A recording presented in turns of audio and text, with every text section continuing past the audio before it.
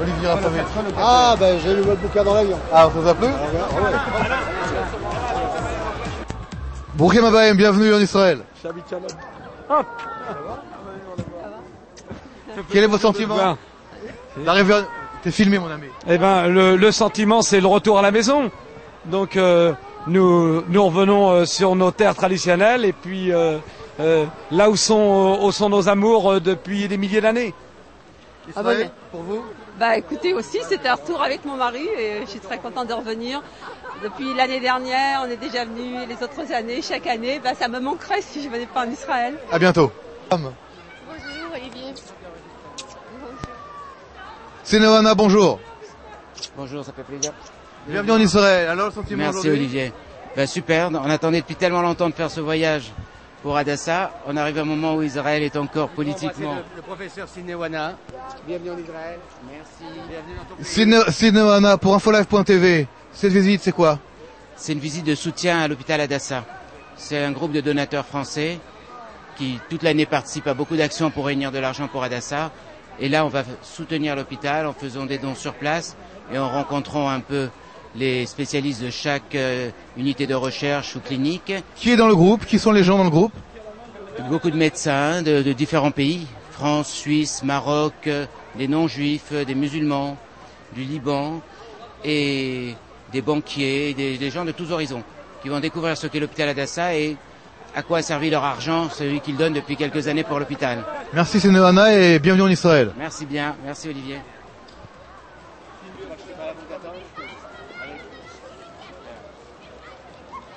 Claude Oliel. Bienvenue. Bienvenue.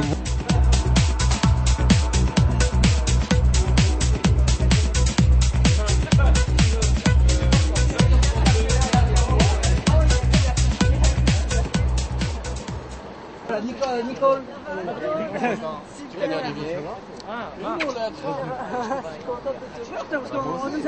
Vous êtes responsable et directrice de Hadassah France. Un voyage 50 personnes, 60 personnes. Le but? Le but, c'était de faire découvrir Israël à des personnes qui ne sont jamais venues en Israël, pour la plupart, ou qui sont venues il y a 15 ou 20 ans, leur montrer les changements et l'évolution de ce merveilleux pays. Et en même temps, donc faire du tourisme, visiter l'hôpital Hadassah, c'est aussi le but, de faire connaître l'hôpital Hadassah. Et puis voilà, c'est un voyage convivial, ce n'est pas un congrès, c'est un voyage amical. Et c'est pour ça que nous sommes si peu nombreux. Et l'année prochaine, nous viendrons faire le congrès Hadassah à Jérusalem. Quels sont actuellement les projets principaux d'Hadassah en Israël? Les projets principaux, vous parlez à l'hôpital? Alors à l'hôpital, nous travaillons pour l'agrandissement du service d'hémato-oncologie pédiatrique, c'est-à-dire le service de cancérologie pédiatrique, qui a besoin de s'agrandir. Malheureusement, il y a de plus en plus d'enfants atteints de cancer. Et c'est surtout le grand projet, je crois, c'est la construction on appelle ça la tour, sur le terrain d'En Karem de façon à ce que l'hôpital En Karem soit le plus moderne au monde. Et la campagne commencera en juillet pour se terminer en 2012, qui seront les 100 ans de Hadassah, de la création d'Hadassah, puisque Hadassah a été créé en 1912. Un voyage donc sioniste aussi. Absolument, absolument. Et les non-juifs qui sont dans le groupe, quelle est pour vous la mission? Eh bien, c'est très important pour nous parce que ce sont nos meilleurs ambassadeurs. C'est pour cela que c'était intéressant de leur faire visiter le pays et pas seulement de rester à Jérusalem ou à Tel Aviv. Et je crois que ce qu'ils vont voir sera gravé dans leur mémoire. Et ce seront évidemment les meilleurs ambassadeurs pour Israël parce qu'ils pourront dire à leurs amis que c'est un pays ultra moderne, merveilleux et que c'est pas le désert et qu'on monte pas sur des chameaux pour traverser le pays. Chez Israël, merci. Vous avez un nom d'ici, de chez nous. Donc, bienvenue en Israël et on se voit plus tard. Merci. Merci, à plus tard. Chez les animaux, c'est pratiquement des choses qui maintenant sont assez rares. Thank you very much. Before you leave, it is now my distinct honor to call upon the president of Hadassah France, the leader of Hadassah France, and a very, very close friend of the Hadassah hospitals in Jerusalem, Dr. Sidney Ohana.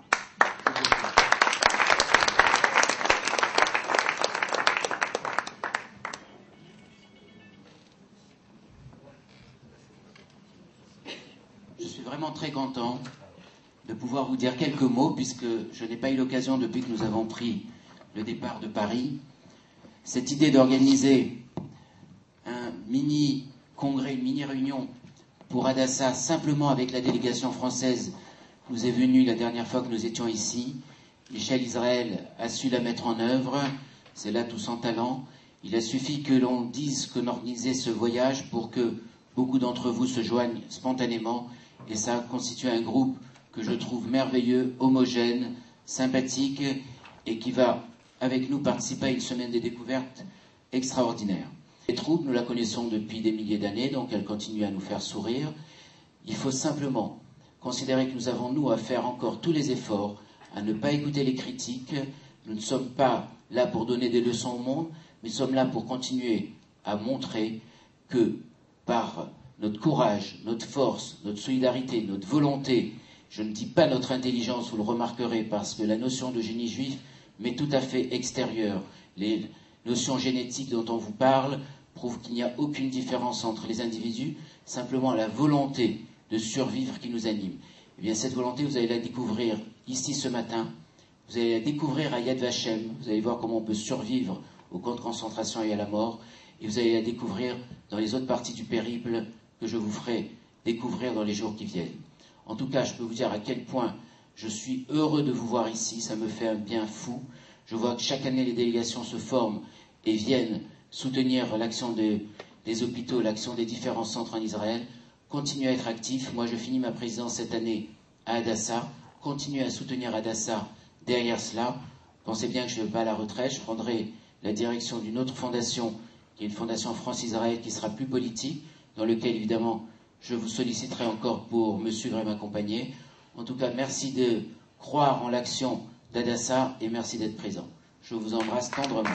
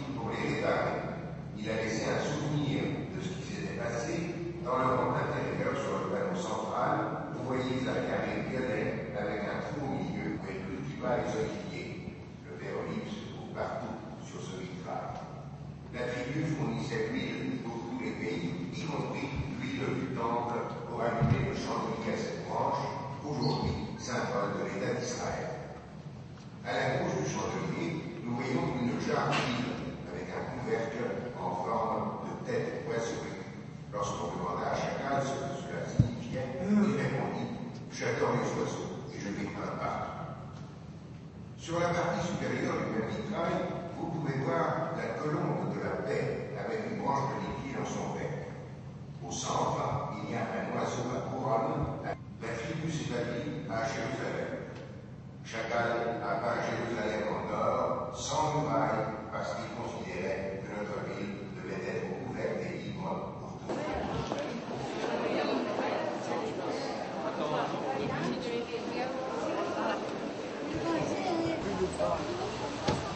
Inauguré en 61 et ici, donc, ce centre des urgences a été inauguré en 2005.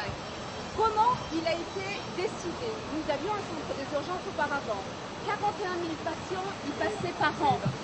Aujourd'hui, 100 000 patients. En 2001, après l'attentat de Sbarro, vous vous souvenez de l'attentat en 2001? La convention Hadassah se trouvait ici. Toutes les femmes étaient là, toutes les femmes et des hommes d'Amérique étaient ici. Et ils ont été présents quand l'arrivée en masse des blessés et il n'y avait pas de place. Donc ils ont dit, commencez à construire, nous on s'occupe du reste. 2 ans après, elles avaient collecté 50 millions de dollars. 3 ans après, il était là, il était inauguré.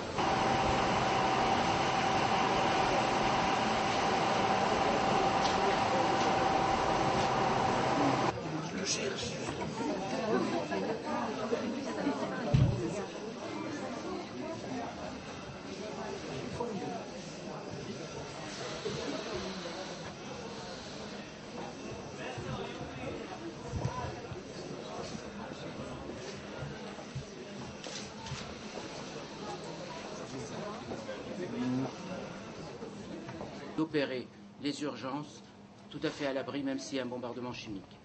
Donc tout cela n'existe que dans cet hôpital pour l'instant ici. Et la France a beaucoup participé à la création de ce centre d'urgence. C'est avec les dons français que nous avons beaucoup participé ici. Lorsqu'on a demandé à l'un des grands chefs de service des urgences ici, qu'est-ce qu'il ferait s'il se baladait dans la rue de Jérusalem et qu'il verrait un terroriste prêt à commettre un attentat, il a tout naturellement dit, je prends mon pistolet parce que beaucoup de gens sont armés ici, et je lui tire dessus. On lui dit, et si au lieu de le tuer, vous l'avez simplement blessé, qu'est-ce que vous faites? Il dit, bien, je serai aux urgences avant lui pour lui sauver la vie. Et ça, c'est la philosophie du système. Ce qui fait que les terroristes, de même que les blessés juifs ou arabes, sont soignés tous ensemble ici. Et mettez-vous à la place du personnel soignant à qui on vient d'annoncer qu'il y a un attentat, qu'il y a 15 blessés graves qui arrivent et qui se demandent si leur famille est parmi les blessés et qui sont à la attente pour surveiller. Essayez d'imaginer, par ces scènes, c'est le quotidien de ce qu'ils ont vécu pendant longtemps. Beaucoup de gens d'ici ont perdu des membres, oui. Le médecin que vous avez vu tout à l'heure, avec sa dignité, j'ose pas vous raconter sa vie, le directeur de l'hôpital, le nombre de personnes qu'il a perdues dans sa famille. Il n'en parlera jamais, il fait son métier. Vous avez ici une unité supplémentaire, c'est l'unité réservée aux VIP. Très very important person. Monsieur Sharon a été soigné ici. Oui.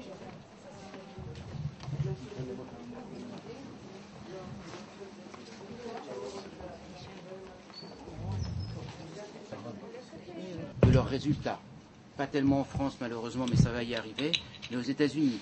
Et donc dans les services d'urgence, en fonction du degré de gravité des patients, on peut classer quel est le pourcentage de chance qu'on a donné à un patient de survivre. Israël arrive en tête de tous les hôpitaux américains sur le degré de survie, après, Hadassah, pardon, arrive en tête sur le degré de survie, ils sont très chauvins ici, sur le degré de maximum de chances qu'on donne à un blessé d'arriver, de sortir vivant d'ici, des urgences. Donc s'il doit vous arriver quelque chose, essayez de le faire en sortant là tout de suite.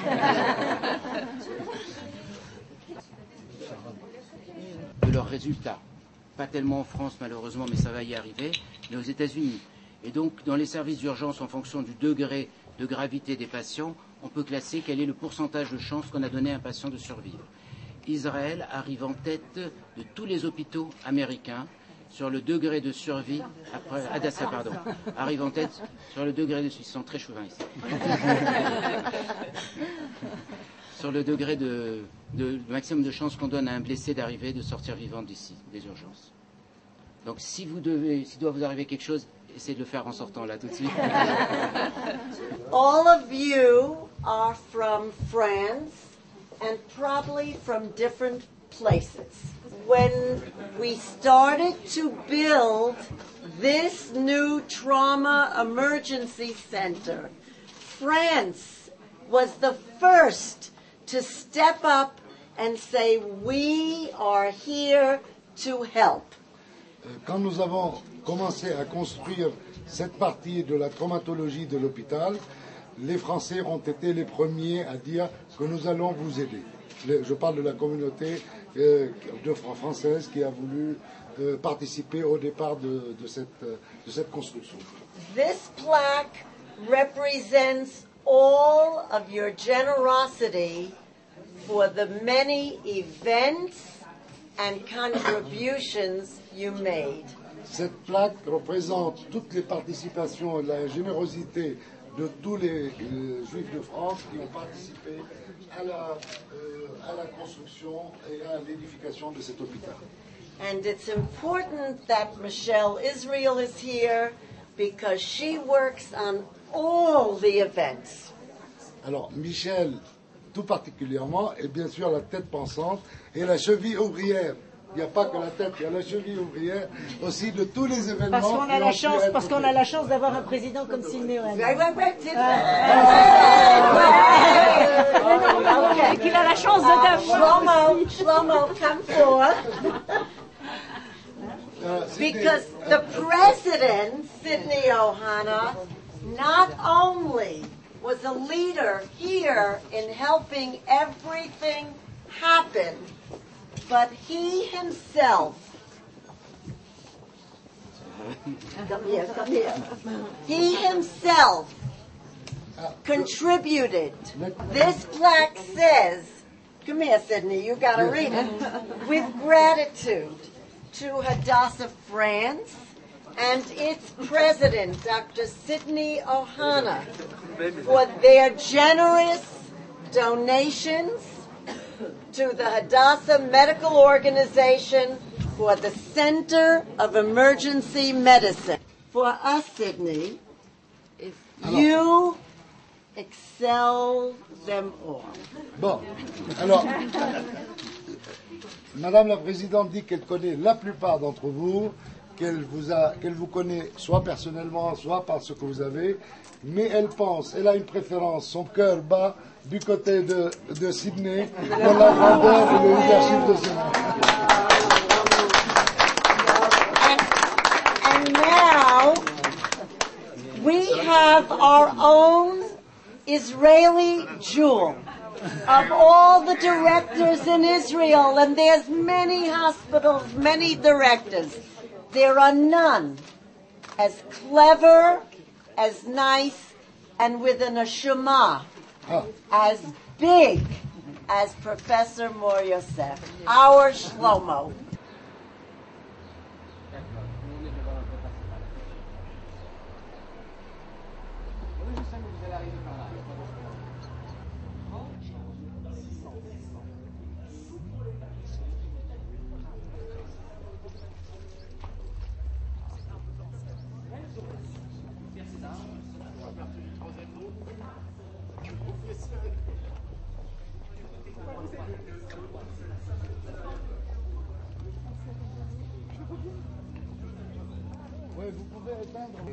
Je voudrais dire que ce musée est un musée très spécial qui fait que chacun d'entre vous va sûrement...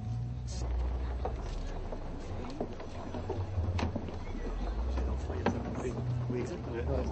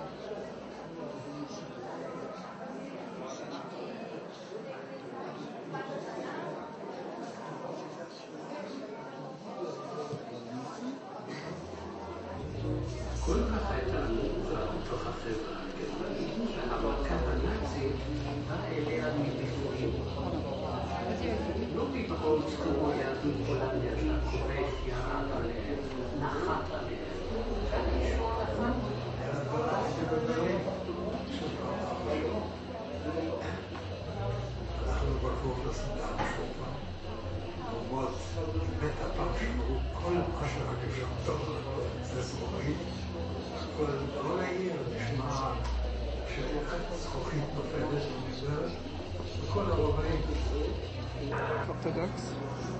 Et ce que vous avez vu, ce contexte. Non.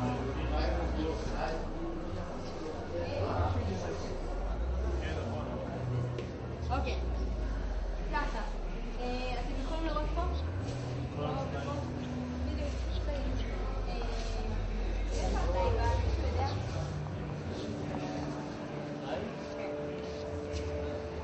אוקיי, אז בואו נדבר.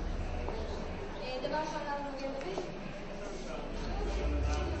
למה זה לא?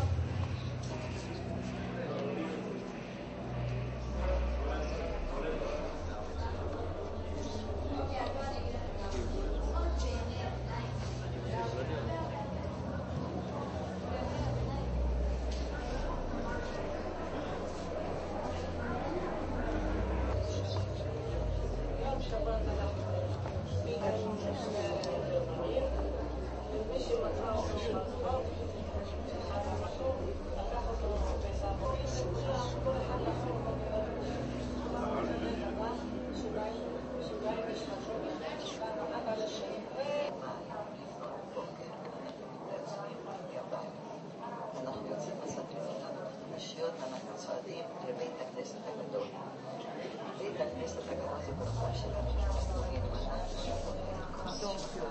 Bienvenue à la maison entourée de bénédictions transférées de l'amour. Ça, c'est dans ma commission et mon frère, c'est bien.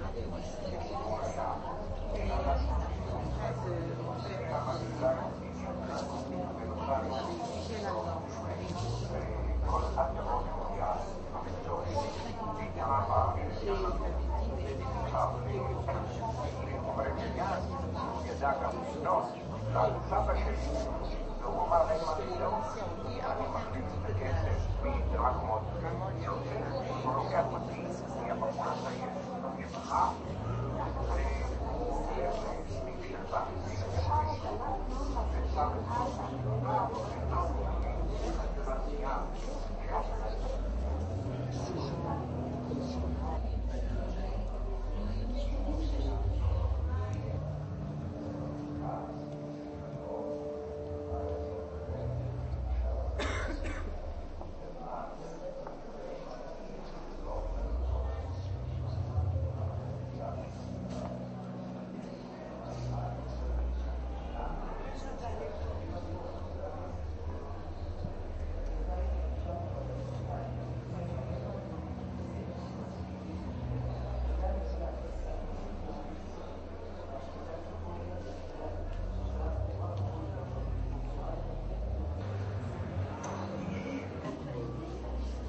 de connaissances ou de famille entre vous, si vous savez le temps, créativité d'exercer, où elle est fait, etc. Toutes ces feuilles de témoignages appartiennent à ce gestion que nous voyons ici. Qui ont été servis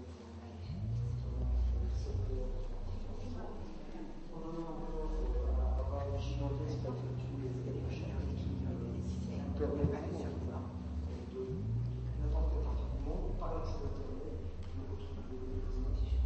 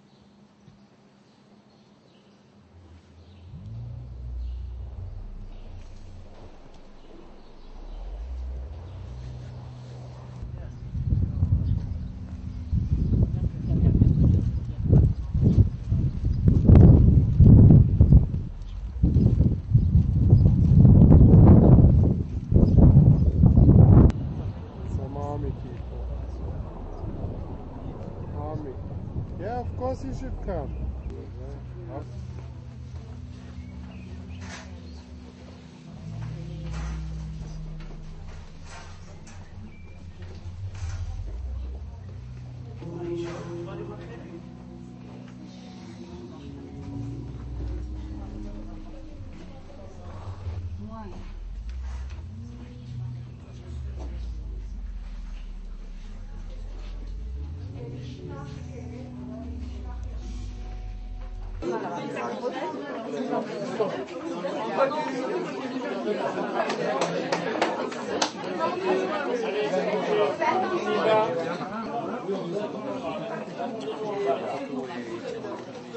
Vous êtes arrivé en Israël et Israël est un pays très jeune, vous avez entendu tout ça.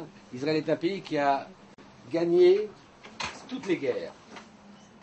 Les guerres de défense qu'elle a dû subir, la guerre économique, les guerres de l'agriculture, les guerres de la science, tout ce qui a été entrepris en 59 ans en Israël a été gagné vis-à-vis du monde. Une seule chose n'a pas été gagnée, c'est la guerre des médias. Et c'est très très important pour Israël, et c'est des petits Français, en tout cas pour ma part, assistés de grands Français comme Sidney Wana et Claude Solar, que nous avons essayé de relever ce défi. Le défi, c'est d'améliorer l'image d'Israël dans le monde. Comme Olivier a dû vous le dire, nous sommes en 4 langues, français, anglais, espagnol et arabe. Le défi, c'est de dédiaboliser Israël et de montrer qu'Israël, c'est autre chose que des militaires et des religieux. C'est de la jeunesse, c'est de la science, de la technologie, de la culture. Et tous les jours, 24 heures sur 24, une équipe de journalistes, des équipes de journalistes dans toutes les langues, font des reportages. Nous produisons plus de 200 reportages par mois. Nous avons des accords avec la première chaîne privée israélienne, qui est la chaîne 10. Nous avons bien sûr des accords avec Reuters, d'accord avec la deuxième chaîne israélienne, la première chaîne israélienne, pardon. Et nous essayons d'œuvrer à ce qu'on, pour notre petite part, en tout cas, nous sommes aujourd'hui les leaders dans le monde. Nous sommes la première chaîne de télévision sur le net israélienne. Tous les grands pays du monde ont leur chaîne internationale. On peut dire qu'aujourd'hui, grâce à Claude Solar, Sidney Wana et d'autres amis qui ont investi avec nous, nous sommes aujourd'hui également... Israël a également une chaîne internationale. Voilà, c'est tout ce que je voulais vous dire. C'est très important et je pense que tout ce que vous faites tous pour Hadassah, vous participez à la réussite de la science et de la médecine dans le monde. Et bien chez InfoLive, nous on travaille pour les médias et c'est très important de donner notre image d'Israël. Et c'est grâce à Olivier Rafovitch, qui est, comme chacun le sait, colonel dans l'armée israélienne, à qui nous avons confié la direction générale, et qui était porte-parole de l'armée. C'est quelqu'un qui connaît parfaitement le pays, parfaitement les rouages, et nous avons sur InfoLive en permanence des reportages exclusifs sur les nouvelles créations, sur les services secrets, sur ce qui se passe dans les pays arabes, sur ce que montrent les pays arabes. Un seul exemple, la semaine dernière, il y avait une émission, on a réussi à avoir une émission projetée pour les enfants à la télé palestinienne, qui montre, vous avez dû entendre parler, qui montre Mickey en train d'expliquer aux jeunes enfants palestiniens comment tuer les juifs, comment les juifs sont les ennemis. Et tout ce travail, s'il n'est pas dénoncé, c'est une jeunesse qui est repartie pour encore éviter que la paix se fasse. Et nous, on œuvre pour la paix. On a une télé qui est ni à gauche ni à droite, ni religieuse ni laïque. On a une télé sioniste qui aime Israël et qui défend l'image d'Israël. Les Chaim, Koltou. Et Anna est une des précurseuses. C'est ma femme. Je n'avais pas dit ça. Sur Internet. Elle travaille sur Internet depuis 1995, depuis le début, les balbutiements d'Internet dans le monde, créés par des étudiants américains comme chacun le sait. Cette toile, elle la connaît par cœur. Et c'est elle qui a fait tout le développement d'InfoLive. C'est elle qui travaille 24 heures sur 24. Vous n'ayez pas encore une idée de ce qu'est InfoLive, je demande à Olivier de reprendre pour que vous compreniez ce qu'est InfoLive et que quand vous serez à Paris, vous puissiez suivre avec nous, que ce soit votre page d'accueil sur votre ordinateur, comme ça l'est sur le mien le matin. Je me réveille, j'ai tout de suite toutes les informations, 24 heures sur 24. Pour ceux qui ont l'habitude d'aller sur LCI, c'est LCI pour le Moyen-Orient, édité de Jérusalem, sous la direction d'Olivier Rafovitch, avec les 20 journalistes qui sont en permanence sur le terrain et dans plusieurs langues, avec en plus l'optique d'être en persan très bientôt, c'est-à-dire en iranien, pour pouvoir influencer politiquement un peu la situation en Irak. Donc il va vous expliquer en 2-3 mots, en Iran, il va vous expliquer en 2-3 mots comment ça fonctionne. D'abord InfoLive.tv, donc c'est une chaîne privée Mais la différence avec de très nombreux sites internet dans le monde, c'est un site internet en vidéo, ce qu'on appelle en anglais le Web TV. De vous à moi, c'est l'avenir de la télévision mondiale. De plus en plus, les grandes chaînes mondiales passent de la chaîne satellitaire, de la chaîne hertzienne, à l'Internet. Et nous, en fait, on a commencé directement d'être sur Internet. On est également passé ici, dans ces bureaux, pas par hasard, parce que ces bureaux-là appartiennent aussi à une grosse société de diffusion par satellite. Et demain, peut-être, c'est une possibilité en tout cas, que nous vérifions aujourd'hui tranquillement, d'être également sur satellite. Internet et satellite. La chaîne elle-même est divisée en 4 langues. En fait, il y a 4 sites qui sont totalement différents les uns des autres, mais qui sont tous liés à la même chaîne. Ce qu'on fait en français est traduit en espagnol. Ce qui est fait en anglais est traduit en arabe. Ce qui est fait en arabe est traduit en français, ce qui fait qu'il y a une très grosse richesse culturelle, intellectuelle, politique de la chaîne elle-même. ברוך אתה אדוני אלוהינו מלך העולם אשר קידשנו במילתא וציוונו לקבוע מזוזות. אמן. Bravo, bravo. מזל Dan. טוב, מזמור של חנוכת הבאים.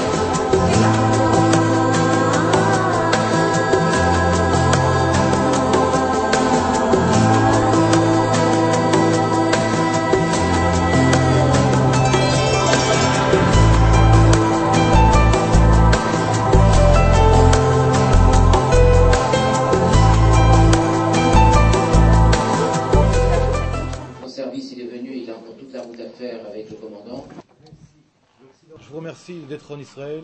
Je remercie particulièrement Sinéana, toute l'équipe de Hadassah France d'être en Israël, de soutenir Israël, de soutenir l'hôpital d'Hadassah et d'autres projets. Mais je suis effectivement un homme inquiet parce que je me dis qu'aujourd'hui on peut détruire 500 000 personnes au Darfour, à peu près à 1500 km d'ici, à peu près.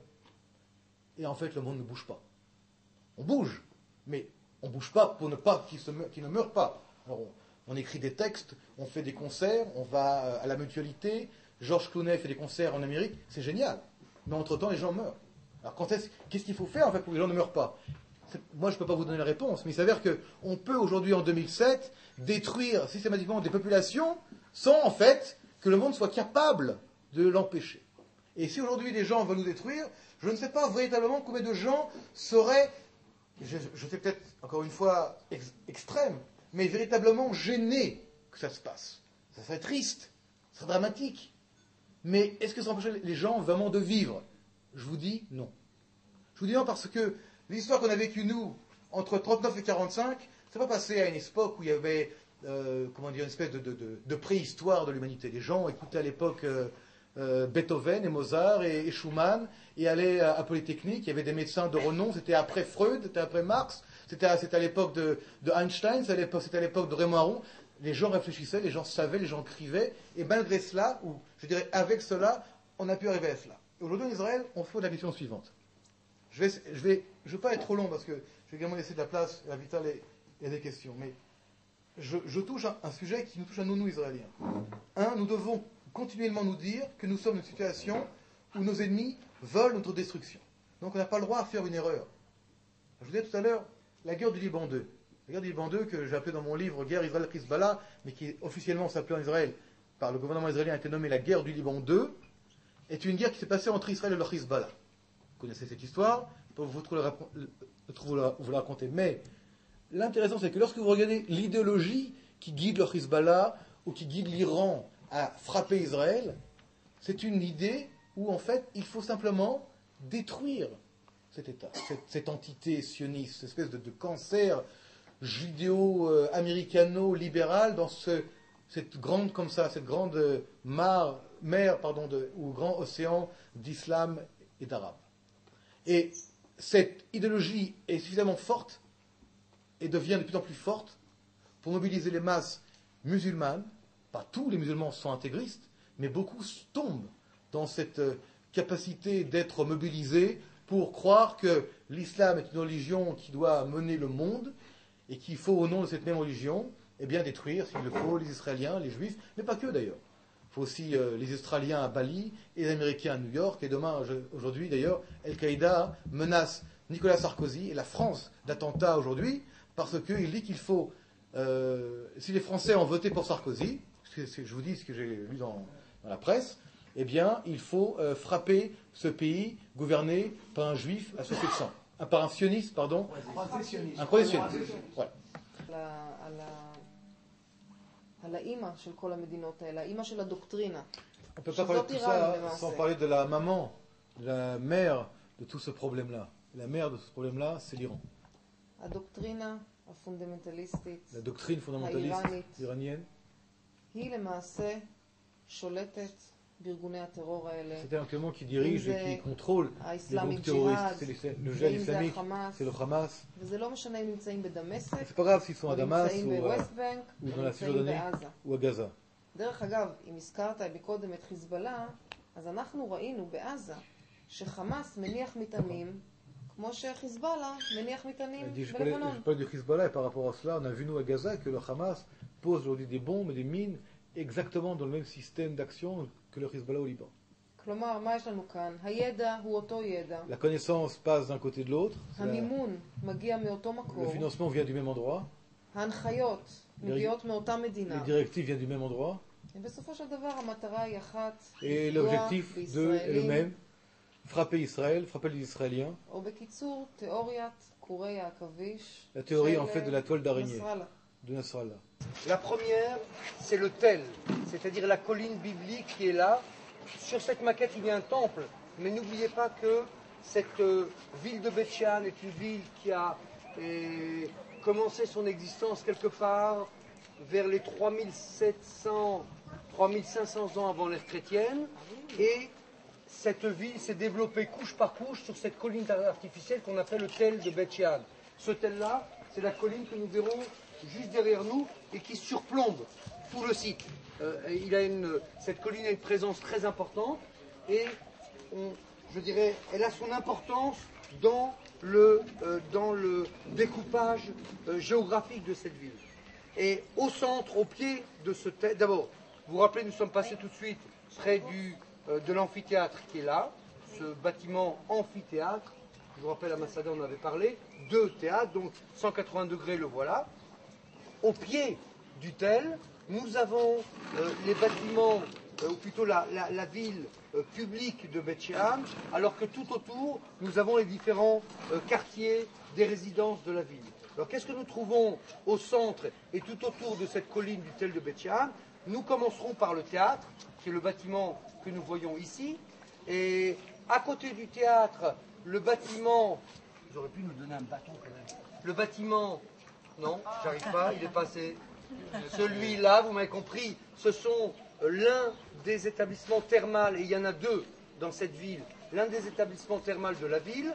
Et ici, à côté, vous avez eu la première rue, la seconde rue est là. Vous comprenez qu'à cause de la topographie, il est difficile de faire ce qu'on appelle une répartition de rues qui se coupe à 90.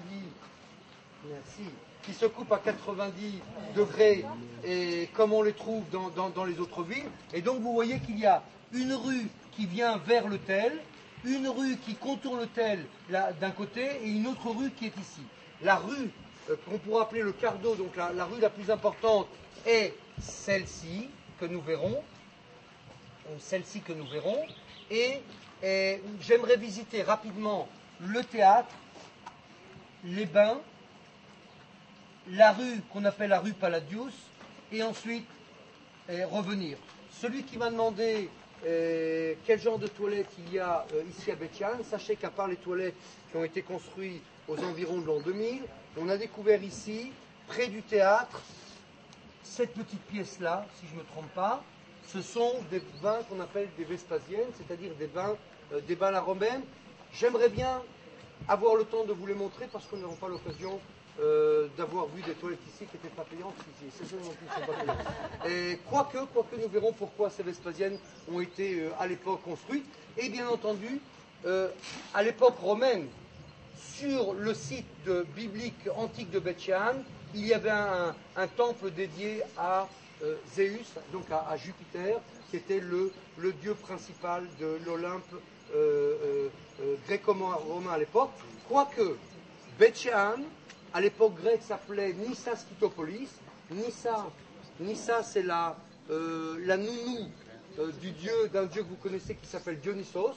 Et en fait, le culte principal de la ville était le culte du dieu Dionysos, avec tout ce que cela comporte. Dionysos étant le dieu, entre autres, du renouveau et aussi du vin, de la vigne et du vin et tout ce que cela entraîne, bien entendu, autour. Donc une ville assez joyeuse dans son ensemble. Sur la scène, alors que sur la scène, qui est en bois maintenant, qui a été reconstituée en bois, les pièces de théâtre étaient des pièces de théâtre d'acteurs, tous des hommes, qui faisaient tous les rôles, et en fait c'était très peu d'acteurs qui se changeaient à chaque fois dans des pièces qui se trouvaient sous la scène, et qui, par des attributs qu'ils avaient, on savait exactement, comme un petit peu le théâtre hindou aujourd'hui, on sait exactement quel dieu est représenté pour telle représentation. Et en fait, je dirais que le gros du spectacle, c'était surtout la chorale et la musique. Les acteurs bons, mauvais, en fin de compte, la pièce était dictée par tout ce que l'on entendait.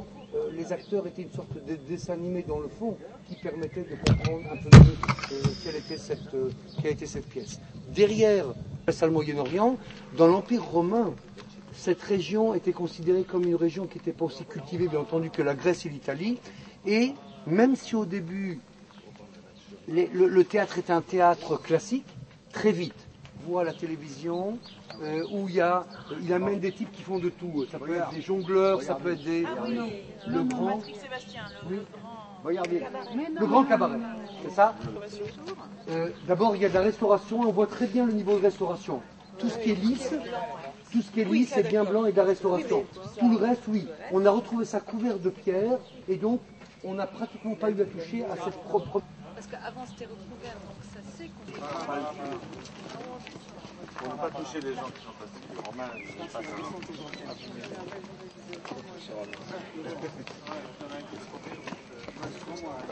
Oui, les hommes devant et les femmes derrière. Comme ça, si on tourne, on ramasserait. C'est ça.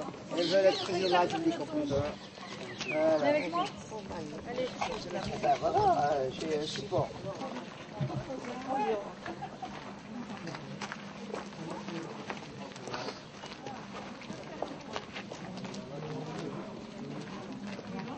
T'as des nouvelles?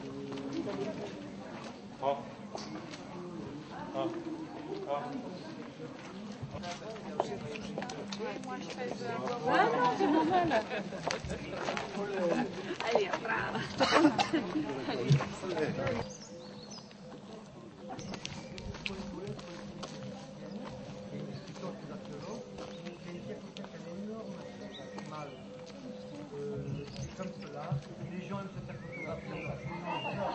du côté du sexe et la femme de l'autre côté. Après, il se lève et tout le monde regarde, le sexe qui sort de l'homme vers la femme. C'est volumineux. Et les gens qui sont assis, ils ne se rendent pas compte. Ils sont là, tout le monde rigole et là ils sont là comme ça. Et la femme elle est là. La femme elle est... Non, la femme elle est là. Elle est là, elle est comme ça et tout le monde rigole. Elle est là. Sacrilège. Ouais. Où il est le mot cadem? Où il est le mot cadem? Vous avez pris la photo, monsieur? Je sais, c'est des pièces, on va vous rappeler la pièce de Masada. Il y a des plus grandes pièces comme ça, la Sona. Il y en a 3 comme ça. Il y a une cour à l'extérieur. Il y a des piscines ouvertes pour un petit peu se rafraîchir. Oui, c'est là. Il y a 2 cours qui permettent de la cour, c'est la pure. Ok, tout ça c'est là. Et je répète, c'est encore les bains thermales les plus petits de la ville de Beth-Shean. Le plus grand, se trouve de l'autre côté.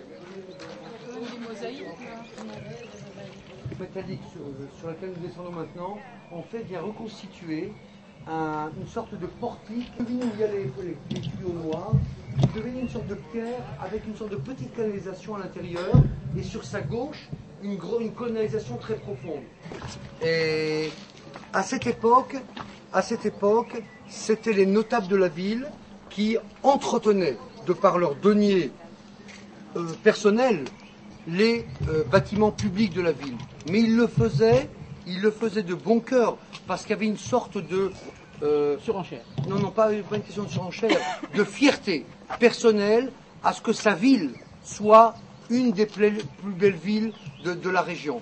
Et ces gens qui faisaient ces dons pour construire des rues, construire des temples, etc., aimaient, comme aujourd'hui, qu'on mentionne bien entendu une plaque commémorative. Ça, c'est une plaque commémorative. C'est le Epoi Paladoi.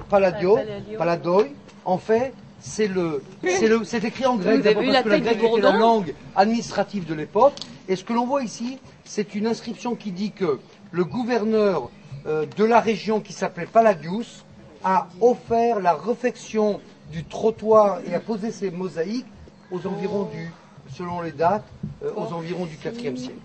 On fait endommager une des rues principales, en enlevant une partie des magasins qui se trouvaient là, nous parlerons dans quelques instants de la rue elle-même, et en construisant à la place une sorte de piazza, avec, comme la rue elle-même, ce que vous voyez ici, c'est un support à des colonnes, avec une toiture, et la toiture reposait sur les murs des échoppes ou des pièces qui se trouvaient ici tout autour. Cette dame que vous voyez là, son nom c'est une tichei. Une tichei, c'est en général la personnification de la déesse protectrice de la ville. Regardez ce qu'elle a sur la tête, si vous arrivez à le discerner, c'est une couronne en forme de rempart, de muraille, venez. C'est une couronne en forme de rempart, et vous voyez qu'elle a la main une corne d'abondance. Eh bien, c'est comme ça que dans toutes les grandes villes gréco-romaines, chacune avec sa particularité, on avait la déesse, la tichei de la ville, donc c'est la tichei de Skytopolis, de la ville de Beth-Shean, qui amenait dans la ville la prospérité, etc., etc. C'est juste une anecdote. Le médaillon que vous voyez derrière moi n'est pas original, n'est pas originel. Original. Après l'avoir découvert, quelques mois après avoir découvert avec notre équipe ce médaillon, nous sommes arrivés ici un matin et nous avons découvert un gros trou à la place. Quelqu'un était venu la nuit et avait pris tout cela. Heureusement pour nous, on avait fait tellement de photos de cela qu'on nous avons demandé à une équipe de faire une réplique qui est pratiquement l'exacte réplique de l'ancienne mosaïque qui était là, et on l'a mis. Quelques années plus tard, par le plus grand des hasards, la police est tombée sur une personne légèrement dérangée, mais qui faisait un petit peu de commerce d'antiquité ici, et elle a découvert sous le lit une valise avec un puzzle. C'était la mosaïque en morceaux ici. Elle a été reconstituée, mais elle est maintenant au musée d'Israël. Parce qu'on s'est dit, si c'est arrivé une première fois, ça peut encore arriver. De toute façon, on ne voit pas de différence avec, entre la réplique et l'original, donc on l'a laissé tel quel. C'est interdit. Mais où il est, le mur s'élevait bien plus haut avec des niches et des statues. Et de la bouche des statues s'écoulait de l'eau qui était déversée ici, remplissait le bassin qui est devant moi là, et l'avant du bassin était décoré de ces colonnes à rainures et de ces mêmes chapiteaux corinthiens que nous voyons ici.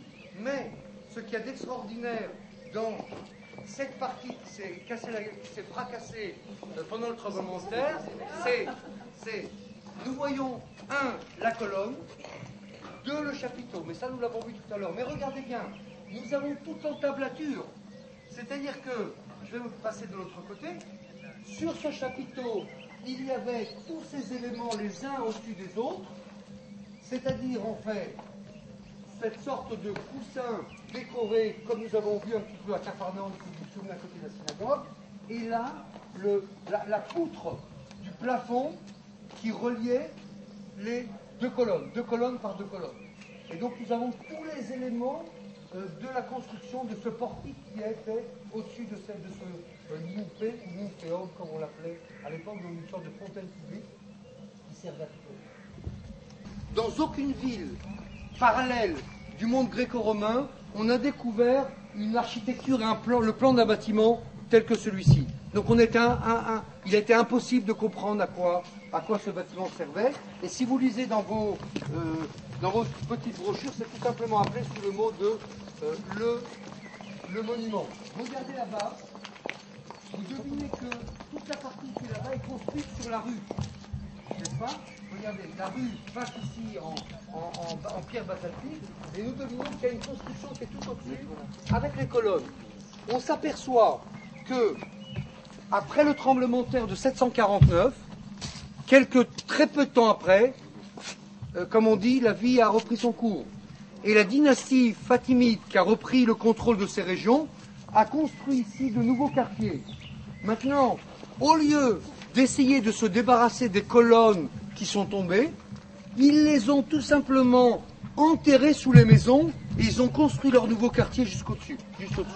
Oui, ici, on nous a montré ça, et selon des plans qu'on avait, qui sont basés sur des paramètres archéologiques, on a commencé le découpage pour faire les fouilles, et on a mis à jour tout ce que vous voyez.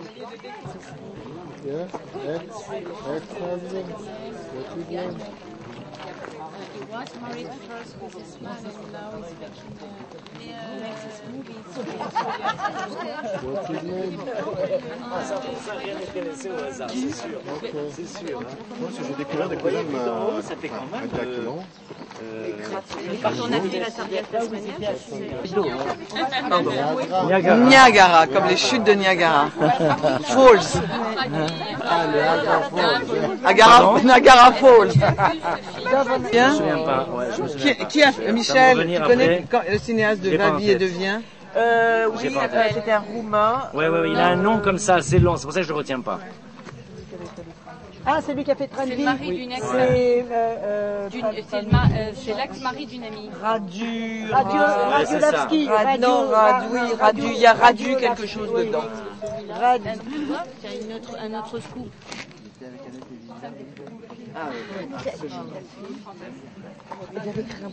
Dove, on a terminé là. Combien de temps il nous faut pour arriver au restaurant? Vous n'avez pas été convaincu. Non, c'est à lui, mais oui, c'est un roumain. C'est l'ex-mari de la mienne.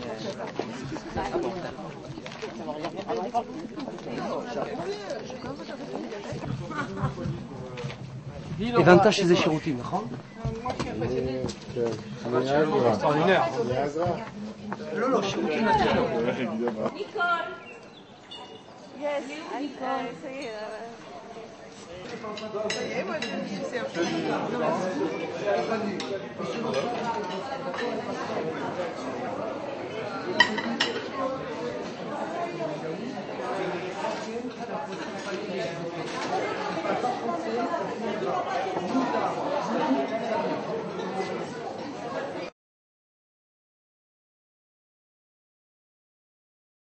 Vous nous recevez ici à l'Institut Weizmann dans un endroit assez spectaculaire qui a une relation très directe avec l'énergie solaire. Est-ce que vous pouvez dire deux, trois mots sur ce qui se passe derrière nous? Ce qui se passe ici dans ce pays d'abord et particulièrement à l'hôpital Hadassah et à l'Institut Weizmann des sciences, c'est une identification à un peuple dans un petit pays qui a réussi à relever tous les défis et des énergies et de la science. Et de la médecine, bien entendu. Ici, c'est un peu la Silicon Valley de ce campus. Et vous avez des panneaux solaires qui vont envoyer, au moment où il y a le soleil et au moment où on les met en marche, le soleil dans les magasins que vous voyez là, le soleil rentre et pour le dire vulgairement, on le met en bouteille pour pouvoir le dispenser dans d'autres endroits du pays et maintenant même dans le monde. Le secrétaire pour l'Europe de l'Institut Weizmann est revenu également sur les relations scientifiques florissantes entre la France et Israël. Dans cet esprit d'ouverture, vous avez, je crois, beaucoup de contacts avec d'autres grandes universités de recherche dans le monde entier. Aux États-Unis, vous avez un partenaire très très important, en Australie je crois aussi, en Afrique du Sud. Quelle est l'énormité de ce travail que vous faites avec toutes ces instituts de recherche dans le monde pour développer la science et la technologie? Avec Simone Weil, nous l'avons créé ensemble il y a déjà plus de 30 ans. L'Institut Weizmann n'a pas créé Pasteur Weizmann pour bénéficier de l'apport scientifique de l'Institut Pasteur. C'est Pasteur et Weizmann qui bénéficient l'un et l'autre des recherches biomédicales menées dans les deux campus. L'Institut Weizmann ne vient pas prendre, il vient également donner. Dans tous les pays du monde libre, l'Institut Weizmann s'est imposé comme un jardin de la science, avec toujours cette idée de mettre la science au service de l'homme et de la paix. C'est un rude combat. Le président d'Hadassah France, Sidney Ohana, parle de l'engagement de la délégation qu'il conduit en Israël. Nous sommes avec tout ce groupe de la délégation française à la fin de notre séjour. Ça fait une semaine que nous avons pu parcourir Israël, le voir sous tous les angles, humain, social, le travail de mémoire qui est fait en Israël. La prochaine réunion que nous ferons à Paris sera une réunion conjointe de Weizmann et de Hadassah. Ce sera une grande soirée à laquelle vous serez conviés, pour souligner à quel point il y a une collaboration étroite entre les deux instituts. Le laboratoire de résonance magnétique de l'Institut Weizmann, qui se trouve à la pointe de la recherche dans ce domaine, a été financé en partie par la famille de Sidney Ohana. Sidney, nous sommes au laboratoire d'imagerie et de spectroscopie par résonance magnétique, qui, je crois, joue à votre nom, et il a été réalisé grâce à des dons. Avec mes frères et sœurs, nous sommes venus ici et nous avons monté le financement qu'il fallait pour créer ce premier centre en l'honneur de mes parents qui étaient à ce moment-là vivants et on voulait qu'ils soient honorés de leur vivant. Ils ne sont plus là, mais le laboratoire continue à se développer et nous continuons, mes frères et sœurs et moi-même, à en prendre soin pour qu'il continue à pouvoir être un des meilleurs laboratoires sur le plan de la spectroscopie dans le monde. Ce laboratoire réputé dans le monde entier étudie notamment les techniques de demain qui permettront d'optimiser l'imagerie médicale. כאן אנחנו עובדים על מכשירי MRI, שזה בעצם שדות מגנטיים, שכמו שאתם יודעים, בדרך כלל כשאנשים נכנסים ל-MRI, עושים להם בדיקות סריקות של המוח. כרגע זה יותר בשלב המדעי הפחות מתקדם, זה יותר בשלב של לנסות לפתח טכניקות ושיטות, שאיתם נוכל בעתיד ליישם את זה ברפואה המתקדמת יותר על בני אדם. Sidney, un grand bienfaiteur d'Israël, Hadassah, Institut Weizmann, Infolive.tv, te remercie.